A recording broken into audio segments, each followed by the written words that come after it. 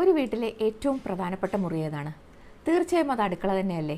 അപ്പോൾ ഈ അടുക്കള പ്ലാൻ ചെയ്യുമ്പോൾ വളരെയധികം നമ്മൾ ശ്രദ്ധിക്കേണ്ടതുണ്ട്. എപ്പോഴും ഒരു അടുക്കളയിൽ പ്രോബ്ലം ഏരിയ എന്ന് പറയുന്നത് ഈർപ്പം കൊണ്ടുണ്ടാകുന്ന പ്രശ്നങ്ങളാണ്. ഈർപ്പം വന്നു കഴിഞ്ഞാൽ കിച്ചൺ സത്യത്തിൽ ഉപയോഗശൂന്യമാകും. കാരണം ക്യാബിനറ്റ്സ് മോശമാകും, ക്യാബിനറ്റ്സ് ഡാമേജ്ഡ് ആകും, ഫംഗസ് വരും, പാറ്റ മുതലായ പ്രാണികളുടെ ശല്യം ഉണ്ടാകും, ഈ ഡാംനെസ് കൊണ്ടുള്ളൊരു ബാഡ് സ്മെല്ലുണ്ടാകും. ഇതിന് പല പരിഹാര മാർഗ്ഗങ്ങളുണ്ട്. ഒന്നാമതും വളരെ ലളിതമായിട്ടുള്ളൊരു പരിഹാര മാർഗ്ഗം എന്ന് പറയുന്നത് കിച്ചൺ ക്യാബിനറ്റിൻ്റെ അടിയിൽ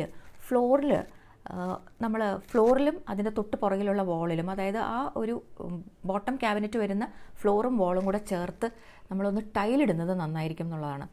ഐഡിയലി വിട്രിഫൈഡ് ടൈൽ തന്നെയാണ് നല്ലത്. 120/60 അല്ലെങ്കിൽ 60/60 ടൈൽ ഉപയോഗിക്കുകയാണെങ്കിൽ ജോയിൻറ്റ്സ് കുറവായിട്ടിരിക്കും. അപ്പോൾ ഇത് വെള്ളം അകത്തേക്ക് പിടിക്കുന്നതിനെ, ക്യാബിനറ്റിലേക്ക് വരുന്നതിനെ ഒരു പരിധിവരെ നന്നായി തടയാനായിട്ട് സാധിക്കും. അപ്പോൾ ഇതിൻ്റെ ഒരു അധിക ചെലവിനെ കുറിച്ച് സാധാരണ നമ്മൾ ചിന്തിക്കാറുണ്ട്. പക്ഷേ നമ്മളൊരു വീട് പണിയുന്നതും സമയത്തോ അല്ലെങ്കിൽ നമ്മൾ ഇൻറ്റീരിയർ ചെയ്യുമ്പോൾ ഫ്ലാറ്റ് മേടിക്കുമ്പോഴൊക്കെ നമുക്ക് എന്തായാലും ഒരു വലിയ തുക ചിലവാകും. അത് വെച്ച് നോക്കുമ്പോൾ ഇതിന് വളരെ തുച്ഛം ഒരു തുകയെ ഇതിനു വേണ്ടി ചിലവാക്കേണ്ടതുള്ളൂ എന്നുള്ളതാണ്.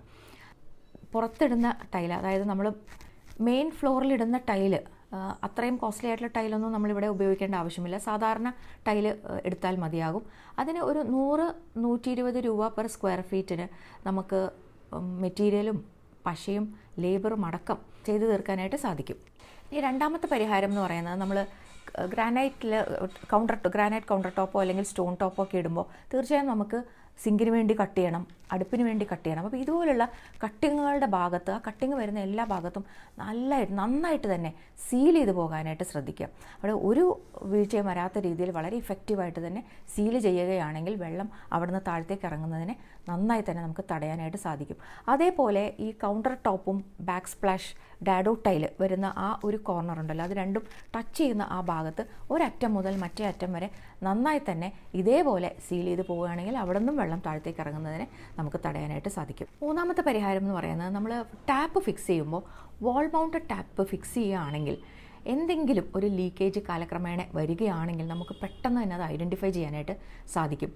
അതേസമയം നമ്മൾ കൗണ്ടർ ടോപ്പിൻ്റെ മുകളിലായിട്ട് ഒരു ടാപ്പാണ് ഫിക്സ് ചെയ്യുന്നതെങ്കിൽ അവിടെ തന്നെ നമുക്കൊരു ഒരു റൗണ്ടിൽ നമ്മൾ കട്ട് ചെയ്യേണ്ടി വരുന്നു. നമ്മൾ അവിടെ തീർച്ചയായിട്ടും വാഷറും എല്ലാം വെക്കുന്നുണ്ടെങ്കിൽ പോലും കാലക്രമേണ ചിലപ്പോൾ അവിടെ നിന്ന് വെള്ളം അകത്തേക്ക് ഇറങ്ങാനുള്ളൊരു സാധ്യത തള്ളിക്കളയാനായിട്ട് പറ്റില്ല.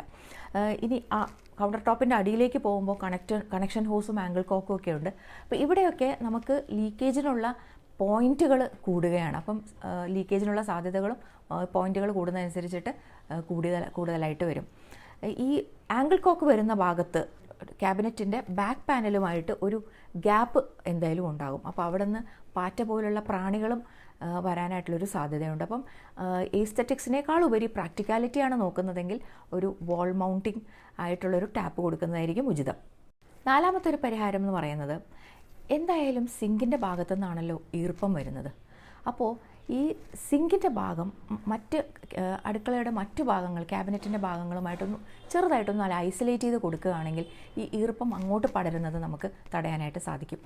ഒരു ചെറിയൊരു ബ്ലോക്ക് വർക്ക് ചെയ്തിട്ടോ അല്ലെങ്കിൽ ഒരു ഗ്രാനൈറ്റിൻ്റെ ഒരു പീസ് ഫിക്സ് ചെയ്തിട്ടോ പുറത്തുനിന്ന് കാണാത്ത രീതിയിൽ അതിനെ ആ ഒരു എസ്തെറ്റിക് ഇതൊക്കെ നോക്കിയിട്ട് പുറത്തുനിന്ന് കാണാത്ത രീതിയിൽ ഒന്ന് ഐസൊലേറ്റ് ചെയ്യുകയാണെങ്കിൽ ഫ്യൂച്ചറിൽ വെള്ളം സീപ്പ് ചെയ്യുകയാണെങ്കിൽ, ഇവിടുന്ന് വെള്ളം ഈർപ്പത്തിൻ്റെ പ്രശ്നങ്ങൾ വരികയാണെങ്കിലും ഇത് അടുക്കളയുടെ ക്യാബിനറ്റിൻ്റെ മറ്റു ഭാഗങ്ങളിലേക്ക് പടരാതിരിക്കാനായിട്ട് അത് ഹെൽപ്പ് ചെയ്യും. അപ്പോൾ ഈ ഒരു ഭാഗം മാത്രമേ നമുക്ക് ഈ ഡാമേജ് ആവുകയുള്ളൂ. അപ്പോൾ ഇതും നല്ലൊരു മാർഗ്ഗം തന്നെയാണ്. അപ്പോൾ ഇത്തരം കാര്യങ്ങളെല്ലാം കിച്ചൺ പ്ലാൻ ചെയ്യുമ്പോൾ തന്നെ ശ്രദ്ധിക്കുകയാണെങ്കിൽ ഈർപ്പം കൊണ്ടുണ്ടാകുന്ന ബുദ്ധിമുട്ട്, സത്യം പറഞ്ഞാൽ അതാണ് നമുക്ക് നമ്മുടെ ഇന്ത്യൻ കിച്ചൺസിലെ കൂടുതൽ വരുന്നൊരു ബുദ്ധിമുട്ട് അതാണ്. അപ്പോൾ ഇതിന് വളരെ നന്നായി തന്നെ ഇതിനെ പരിഹരിക്കാനായിട്ട് സാധിക്കും. ഇനി ഇതല്ലാതെ ഏതെങ്കിലും ഒരു ആശയം ആർക്കെങ്കിലും തോന്നുന്നുണ്ടെങ്കിൽ തീർച്ചയായും അത് കമൻറ്റ് ബോക്സിൽ ഷെയർ ചെയ്യാനായിട്ട് അഭ്യർത്ഥിക്കുന്നു.